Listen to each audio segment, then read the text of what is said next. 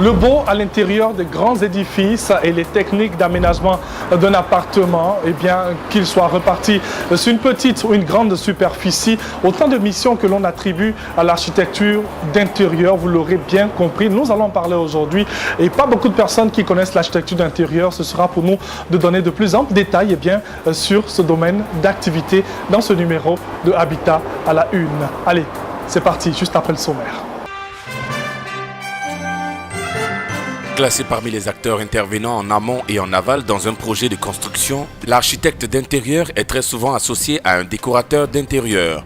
Notre reportage nous donnera l'occasion de tout savoir sur l'architecte d'intérieur et son importance dans tout processus de construction. Vouloir aboutir à des villes nouvelles à l'horizon 2030, sous-tend des villes débarrassées des quartiers précaires. L'œil de l'architecte nous dira ce que nous pouvons et devons faire pour avoir des villes modernes et durables. Élément important de la distillation de la lumière dans une chambre, Bienvenue chez moi vous montrera l'utilité des lampes de chevet pour faire face à certaines situations. Savez-vous ce qu'est un extrait topographique? Connaissez-vous son utilité? Et comment le lire? Notre expert dans les bons plans vous dira tout sur ce que vous devez savoir.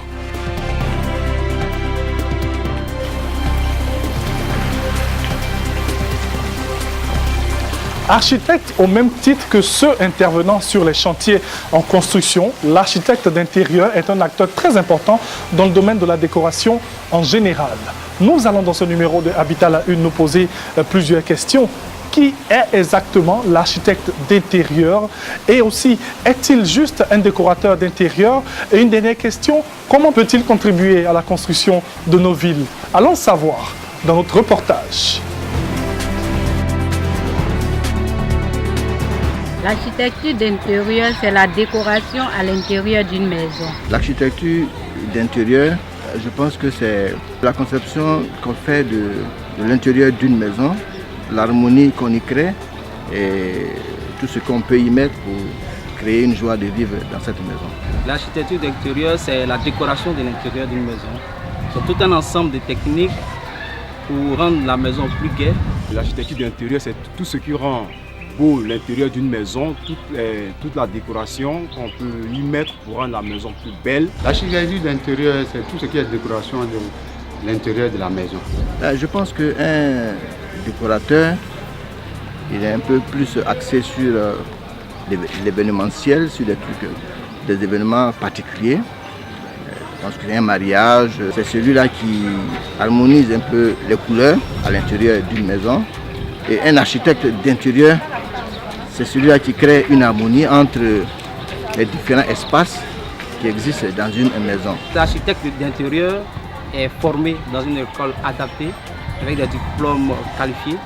Autant le décorateur intérieur se ramasse sur le tas, je sais faire de petits agencements de couleurs, je m'assois là, je fais une décoration. Je pense que les populations n'ont pas recours aux architectes d'intérieur. La raison est que souvent on ignore leur importance. Les populations n'ont pas recours aux architectes d'intérieur parce qu'ils se disent que non, c'est trop coûteux. De nos jours, les populations n'ont pas recours aux architectes d'intérieur parce qu'ils pensent que les architectes d'intérieur ont une main-d'œuvre élevée, sont un peu chers, donc ils préfèrent ramasser sur le tas, prendre des gens qui savent un peu, plus ou moins faire un peu le métier, et puis on se débrouille avec. S'il est vrai que de l'extérieur, le bâtiment doit être conçu de sorte à être visible de part et d'autre et par qui que ce soit, il n'en demeure pas moins que son intérieur doit aussi porter des empreintes particulières. Autrement dit, refléter une singularité, voire la personnalité du maître d'ouvrage. C'est ce à quoi s'attelle un acteur aussi très important de la construction, à savoir l'architecte d'intérieur. Mais qui est l'architecte d'intérieur? L'architecture d'intérieur prend en compte beaucoup d'éléments de notre vie au quotidien. Souvent, on ne sait pas que c'est de l'architecture d'intérieur, mais c'est ce qui nous caractérise. La lumière, le mobilier, les couleurs, même les senteurs, tout ça sont des éléments qui rentrent dans une conception d'architecture d'intérieur. Et c'est aussi notre culture de tous les jours. Parce que l'homme s'inspire de ce qui l'entoure pour pouvoir créer un environnement qui lui convient. Une conception au nord ne sera pas pareil comme une conception au sud. Notre intérieur du sud ne sera pas pareil comme l'intérieur que nous allons faire au nord. C'est selon l'environnement que nous déterminons ce que nous devions faire. pour que l'individu se retrouve dans un cadre agréable, confortable, qui lui sied. Et ça, à ce moment bien précis, intervient l'architecture d'intérieur. Objectif poursuivi dans le cadre de son travail, la décoration reste un élément très important dans le travail de l'architecte d'intérieur. En effet, le sens donné à la décoration constitue un point déterminant dans la différenciation entre l'architecte d'intérieur et d'autres acteurs parmi lesquels le décorateur d'intérieur. C'est vrai, certains temps, on fait beaucoup l'amalgame. Tantôt on prend un décorateur, on dit c'est un architecte d'intérieur. Tout simplement parce qu'on ne sait pas ce que c'est l'architecture d'intérieur. Une fois qu'on saura c'est quoi l'architecture d'intérieur, on ne va plus confondre un décorateur d'intérieur et un architecte d'intérieur. L'architecte d'intérieur intervient sur le cadre bâti. Il a la possibilité de pouvoir déplacer des cloisons dans un cadre bâti. Par contre, le décorateur, lui, il intervient seulement sur le cadre bâti sans pouvoir déplacer des cloisons pour améliorer l'environnement. Si vous êtes dans un environnement et que vous êtes à proximité d'une décharge, il vous fait un très joli bâtiment. Mais si je n'ai pas pensé comment atténuer ces éléments, vous n'allez pas vous sentir bien dans votre cadre de vie. Voilà, comment faire de telle sorte que, avec la proximité d'une décharge et vous, comment vous pourrez vivre confortablement dans votre espace. Donc nous, en tant qu'architecte d'intérieur, on a tous les éléments à proposer pour vous donner cette satisfaction. En Côte d'Ivoire, de manière générale, la réalisation de plusieurs projets de construction, que ce soit à titre public ou privé, à l'image des promotions immobilières, n'inclut pas pour beaucoup la participation des architectes d'intérieur. Mais qu'est-ce qui peut expliquer cette situation de fait? Le CNIC aujourd'hui a pour but de faire connaître ce que c'est l'architecture d'intérieur pour amener la population à faire appel aux architectes d'intérieur. Parce que l'architecte d'intérieur a beaucoup apporté dans l'environnement de l'individu. Malgré les raisons avancées, il faut remarquer que la méconnaissance du métier peut justifier le fait que les populations ne se rapprochent pas des architectes d'intérieur, surtout lorsqu'il s'agit des différentes étapes qui entrent dans la réalisation d'un projet d'architecture. Mais comment se déroule un projet d'architecture d'intérieur? Pour un projet d'architecture d'intérieur, le client nous approche et nous exprime ses besoins. Ça peut être, disons, un restaurant. Il veut aménager son restaurant. Ensemble, on va discuter avec le client. On va parler de tout et de rien. Ça nous permet de savoir déjà à qui on a affaire. Quels sont ses goûts, quels sont ses projets. Et comment permettre à ce dernier de rentabiliser son espace. Parce que l'aménagement, ce n'est pas forcément de faire un espace joli pour faire joli, mais faire un aménagement utile. Ce n'est pas parce que j'ai des millions que forcément je vais mettre tel élément, mais est-ce que tel élément que nous allons mettre peut attirer la clientèle? Donc nous, on analyse le lieu où le projet doit se faire, on analyse aussi l'environnement autour de l'espace, le comportement des individus dans cet environnement. À partir de là, on peut dire ce projet, il serait intéressant, mais voilà comment on doit l'orienter. Et une fois que c'est fait, on va travailler aussi sur les détails, le mobilier, la lumière, les couleurs, même les éléments, les ustensiles de cuisine avec tous les accessoires, même le revêtement du sol. C'est-à-dire qu'on prend tout ce qui rentre en compte. Parce qu'un client qui vient dans un environnement, déjà, il y a le cadre qui l'attire. Mais une fois que le cadre l'a attiré, qu'est-ce qui va le maintenir? Il y a l'ambiance à l'intérieur qui doit maintenir ce client. Une fois qu'il y a le côté ambiance qui le maintient, il y a d'autres éléments encore du détail. On a parlé aussi de la senteur. Comment permettre à quelqu'un qui est assis déjà dans le restaurant pour qu'il ait l'appétit? C'est-à-dire il y a des odeurs simplement que les gens peuvent laisser. Pendant ce temps, tu attends. Voilà, il y a l'acoustique. Tous ces éléments, l'architecte d'intérieur qui est spécialiste du domaine, le met dans tout un environnement pour pouvoir permettre au bien-être du client et aussi de permettre aussi à celui qui a commandé le travail de rentrer dans ses fonds et de rentabiliser son commerce. Construire la ville, c'est aussi prendre en compte plusieurs éléments, mais surtout associer tous les acteurs de la construction, en particulier les architectes d'intérieur, qui pourront contribuer à donner fières allures à nos villes. Nous, architectes d'intérieur, nous avons la solution aux problèmes qui minent aujourd'hui notre société. L'individu est au centre de tout ce que nous faisons. La santé de nos populations, que ce soit physique ou mentale, nous apportons des solutions. Aujourd'hui, l'architecte d'intérieur peut permettre à ce que Abidjan soit la ville du rêve.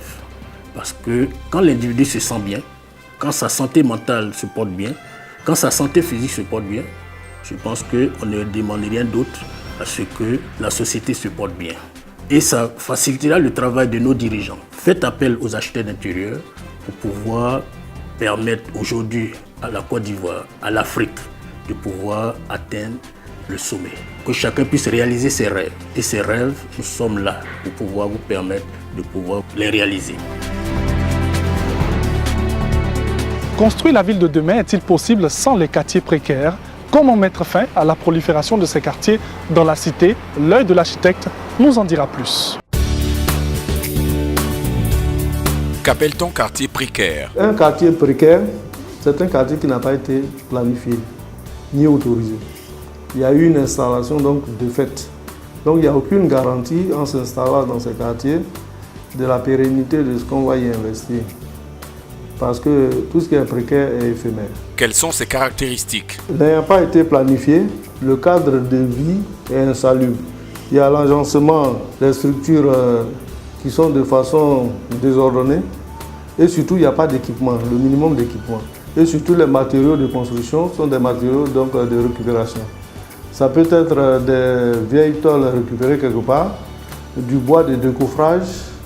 Et bon, dans certains quartiers, ils vont jusqu'à même utiliser des agglos de faible dimension, des agglos de 10. Ça, c'est pour des problèmes de sécurité. Évidemment, le bois, il brûle facilement. Et donc, certaines municipalités ont conseillé plutôt d'employer des briques 10 qu'on peut démonter facilement. Comment sont-ils généralement constitués? Il faut savoir que la nature a horreur du vide. Quand un espace n'est pas occupé et que le besoin se fait ressentir, les gens vont venir donc l'occuper. Quand on a prévu un grand espace pour un équipement communautaire, pour une réserve administrative, il y a le temps de planification puis le temps de réalisation. En attendant, l'espace n'étant pas occupé, les gens viennent l'occuper. La deuxième façon, c'est que les gens occupent les emprises des grandes voies. Il y a des boulevards, par exemple à Yopougon, quand on prend le cas de Yaoséi, qui est un boulevard de plus de 70 mètres de large. Donc n'étant pas occupé, les gens viennent s'y installer. Quand on prend le cas de Cocody, c'est tout simplement parce que ceux qui y dorment sont des employés, donc du personnel domestique, des gardiens ou bien des boys, des bonnes, qui sont donc au service de ceux qui sont, disons, je dis comme ça simplement dans la partie haute. Vous imaginez, ils doivent commencer tôt, préparer les enfants par exemple à aller à l'école et ils restent assez tard. Si descendant du travail, ils doivent faire 2 heures pour se rendre derrière Bobo ou bien jusqu'à Yopougon, vous voyez là qu'il y a un problème. Coût de transport, la durée du trajet. Évidemment, si on leur propose à côté une baraque, ils vont y aller. Il y a eu des enquêtes qui ont été faites dans le temps au Bénet, sur certains quartiers comme Gobelé et autres. Mais on a vu un niveau d'équipement en électroménager. Il y avait même des télévisions en couleur, tous les équipements. Ça veut dire que les gens ils ont les moyens de se louer un logement, mais ils n'ont pas les moyens de se loger à Cocody. Quel est leur impact sur le paysage urbain? Évidemment, l'impact sur le paysage urbain est négatif, dans le sens où la qualité même du cadre de vie ne transparaît pas dans l'habitat précaire, évidemment. C'est construit de façon désordonnée, il n'y a pas de rue structurée. Et à côté de cela, ça se juxtapose à côté de l'habitat résidentiel. Sur le plan même qualité visuelle, sur le plan qualité environnementale, là, il y a un impact qui est négatif. Quelle solution pour bâtir des villes nouvelles sans habitat spontané? Les réserves administratives, par exemple. En attendant que l'équipement soit réalisé, pourquoi est-ce qu'on ne pourrait pas l'aménager en espace vert, en parc? Au moins, ayant le parc qui fonctionne, les gens ne vont pas venir évidemment s'installer là. Une autre piste de solution, c'est par exemple les très grandes emprises.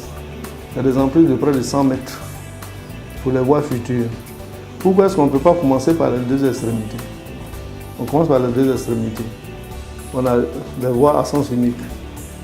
Et puis par la suite, on va progresser. D'abord, au début, il y aura un terre-plein très grand, mais il sera boisé, qui va aller construire donc, à cet endroit entre deux voies passantes.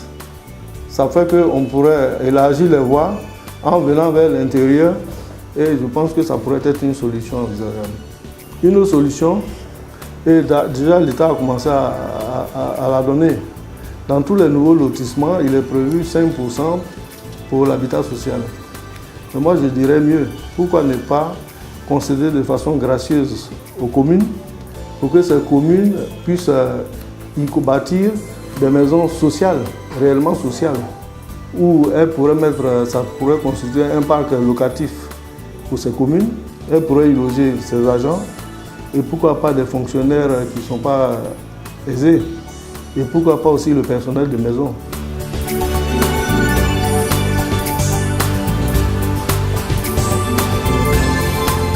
À ce stade de cette émission, mesdames et messieurs, nous allons revenir sur les premiers éléments présentés dans ce numéro de Habitat à la une. Et bien, notre reportage nous a permis de tout savoir, de tout connaître sur l'architecte d'intérieur, ses missions, ses prérogatives et son importance dans le processus de construction, d'aménagement ou de réaménagement de nos villes. Et l'œil de l'architecte nous a permis aussi de revenir sur les dispositions à prendre pour éradiquer totalement de notre cité les quartiers précaires. Nous allons revenir dans quelques instants pour la suite de ce numéro.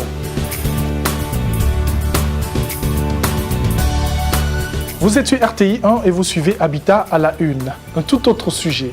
Pas seulement un endroit pour dormir, eh bien la chambre peut devenir à un certain moment un cadre bien décoré où la lumière y joue un rôle très important. Nous allons en parler aujourd'hui dans notre petit voyage au cœur de la décoration et aller vers les lumières. Découvrons ensemble dans Bienvenue chez moi les lampes de chevet. Suivez-moi.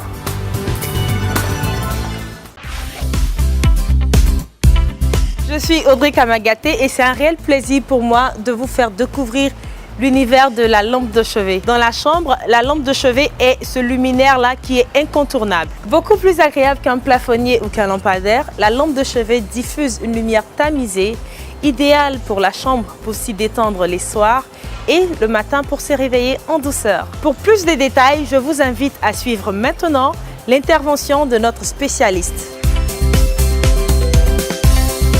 Une lampe de chevet, c'est un abat-jour.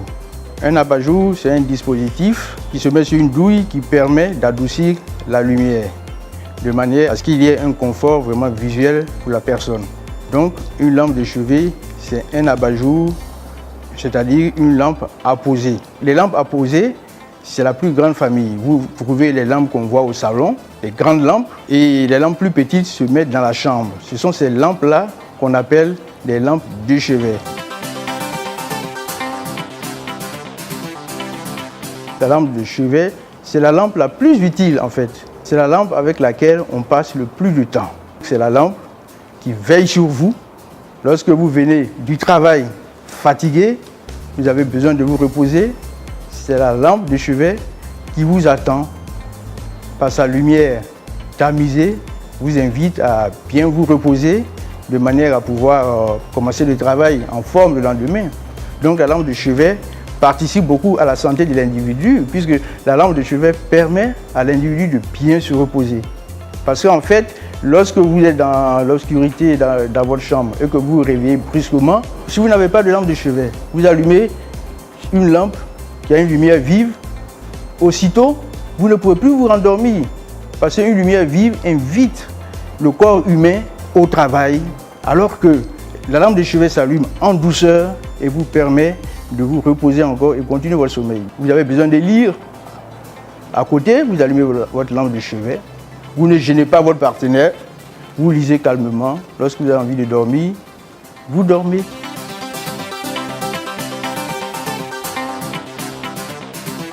Il faut savoir choisir sa lampe de chevet. Quand on lit souvent, il faut choisir une lampe de chevet qui est assez haute, de manière à pouvoir éclairer suffisamment le livre. L'abat-jour ne doit pas éclairer celui qui lit, c'est le livre, il doit éclairer. Donc, il faut choisir sa lampe de chevet en conséquence. Maintenant, si vous voulez plutôt intégrer votre lampe de chevet à votre décoration, là, vous choisissez une lampe de chevet uniquement pour la décoration. Ce sont les deux grands critères en fait. Critère décoratif et puis le critère vraiment fonctionnel, c'est-à-dire on le choisit par rapport à l'activité qu'on veut mener. À tous ceux qui nous regardent, je dirais, ne dormez jamais sans lampe de chevet. Souvent, quand vous n'avez pas de lampe de chevet, le matin vous êtes fatigué, vous êtes énervé, vous ne savez pas pourquoi. Mais en fait, si vous n'avez pas de lampe de chevet, vous dormez mal. Avec la lampe de chevet, on dort très très bien. Donc, on ne peut pas s'en passer. Essayez là.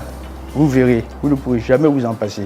Donc, la lampe de chevet est vraiment la lampe la plus utile. C'est une lampe qui apporte la santé, qui apporte le repos, qui apporte l'ambiance et qui donne envie d'être dans sa chambre, envie de dormir tranquillement.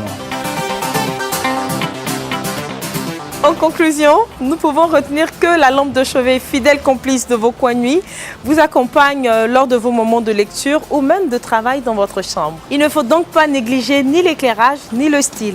C'est donc un élément incontournable de la chambre qui peut recouvrir une fonction décorative mais aussi fonctionnelle.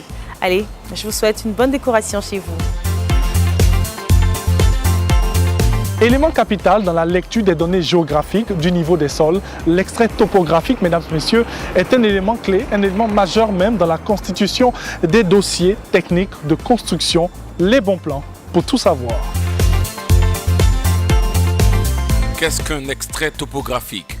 Un extrait topographique, c'est un plan, c'est-à-dire une partie d'un plan de lotissement qui a pour vocation de localiser un lot donné. Et quelquefois précise les dimensions de ce lot-là. Donc, si vous avez un lotissement global de Cocody par exemple, on veut préciser un lot donné, on fait un extrait de ce plan pour préciser la position de ce lot. Même quelqu'un qui n'est pas spécialiste peut retrouver ce lot. Je peux vous montrer un exemple. Vous voyez, voici un exemple d'extrait topo. Vous voyez le lot là. Celui-là qu'on veut indiquer, ça c'est un extrait du plan de Cocody. Autrement dit, c'est un plan de situation d'un lot donné. Quels sont les outils utilisés pour sa réalisation? Les outils utilisés pour sa réalisation, c'est les plans de lotissement.